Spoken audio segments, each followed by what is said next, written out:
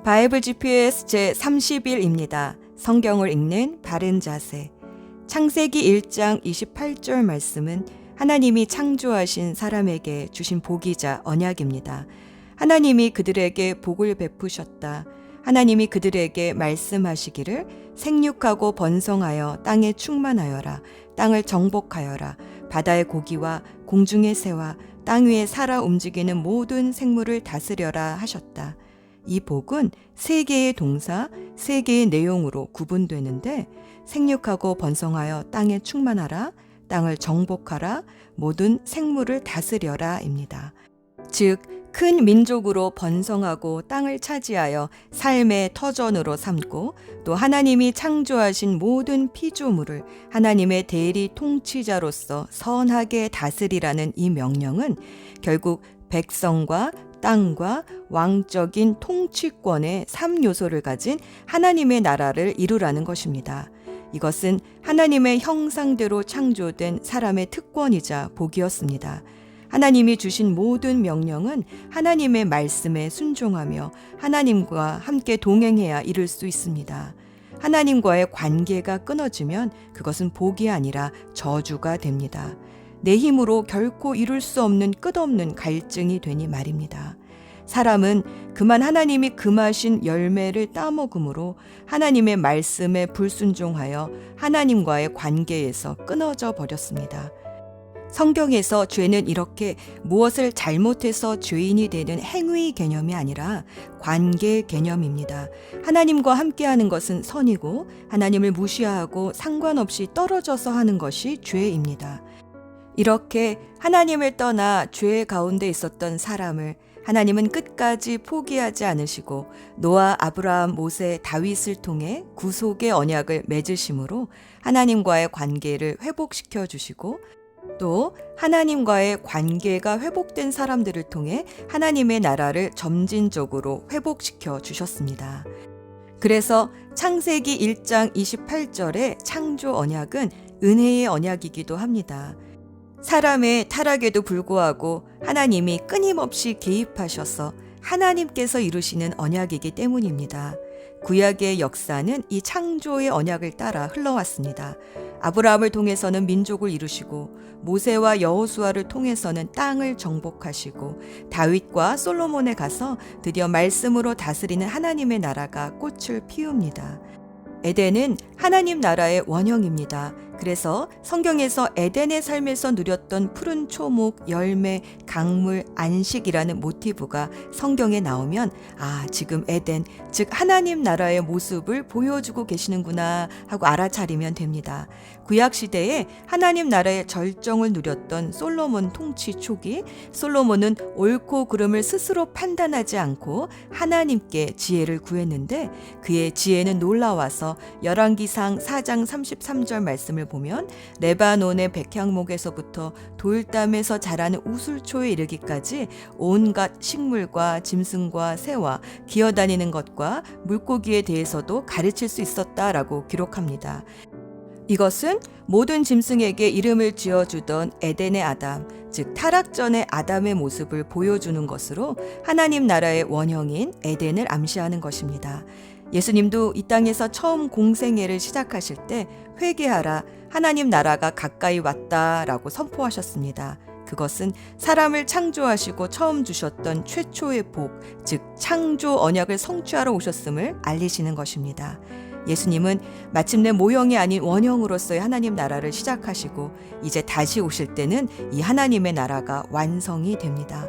하나님은 창세기 1장 28절에서 아담에게 하나님의 나라를 이루라 라고 하셨다면 예수님은 마태복음 28장 18절에서 20절 말씀으로 제자들에게 하나님의 나라를 이루라고 하신 것입니다. 예수께서 다가와서 그들에게 말씀하셨다. 나는 하늘과 땅의 모든 권세를 받았다. 그러므로 너희는 가서 모든 민족을 제자로 삼아서 아버지와 아들과 성령의 이름으로 세례를 주고 내가 너희에게 명령한 모든 것을 그들에게 가르쳐 지키게 하여라.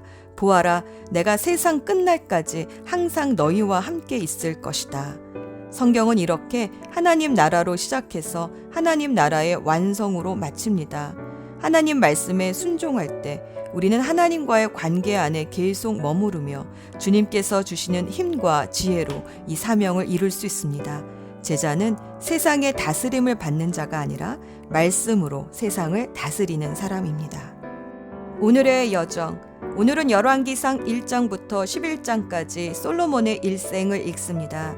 솔로몬이 통치 말년에 이방 아내들에게 현혹되어 우상 숭배의 죄로 빠지는 바람에 이스라엘은 유다와 베냐민 지파의 남유다와 북이스라엘의 10지파로 분열이 되고 맙니다. 북이스라엘은 금송아지 우상에서 바알 숭배로 갈수록 하나님을 떠나 심하게 타락해 갔고, 남유다는 그래도 다윗의 길로 행하는 선한 왕들이 있어서 타락의 정도가 늦추어졌습니다. 다윗의 왕위를 계승한 솔로몬은 기브온 산당에서 1,000마리의 제물을 번제로 드린 후 하나님께 옳고 그름을 판단할 수 있는 지혜를 구했습니다.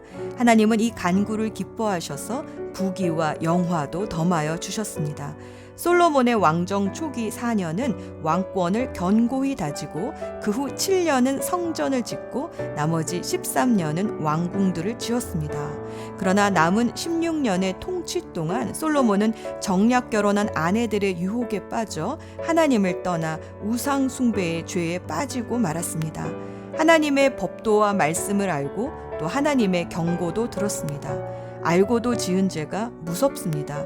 지혜는 하나님이 주시는 것인데 하나님을 떠나니 지혜의 왕이라고 소문이 났던 솔로몬도 어리석은 짓을 하게 됩니다.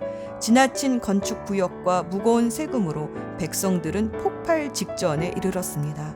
하나님은 에돔의 하닷과 다머스커스 왕 르손을 일으켜 솔로몬을 대적하게 하시고 또 실로 사람 아히야를 시켜 에브라임 지파이며 건축 감독을 맡고 있었던 여로보암에게 기름을 부어 북쪽의 10지파의 왕이 되도록 기름 부으셨습니다. 하지만 하나님은 다윗 언약을 기억하셔서 유다 지파를 통해 계속해서 구속의 역사를 이어가게 하셨습니다. 예수 전망대. 비록 솔로몬이 타락하기는 했지만 전성기의 모습은 그리스도의 모형을 보여줍니다. 솔로몬은 지혜의 왕이었습니다. 고린도전서 1장 30절에서 그리스도는 하나님으로부터 오는 지혜가 되신다 하셨습니다. 솔로몬이 하나님께 구한 지혜로 통치하며 만물의 모든 이치를 알고 이해하는 모습은 메시아가 지혜의 왕임을 보여줍니다. 솔로몬 시대에 하나님 나라의 꽃이 피었습니다. 남방의 여왕이라고 알려진 시바 여왕을 비롯해 모든 나라의 백성들이 솔로몬에게 하나님의 지혜를 듣고 싶어 선물을 들고 찾아왔다라는 성경의 기록은 예수님께 말씀을 들으려고 몰려들어온 무리들을 연상시킵니다. 솔로몬은 이스라엘의 안식과 평화와 부와 예배와 절기들을 온전히 회복시켰습니다. 그래서 예수님은 당신을 솔로몬에 빗대어 마태복음 12장 42절에서 이렇게 말씀하셨습니다.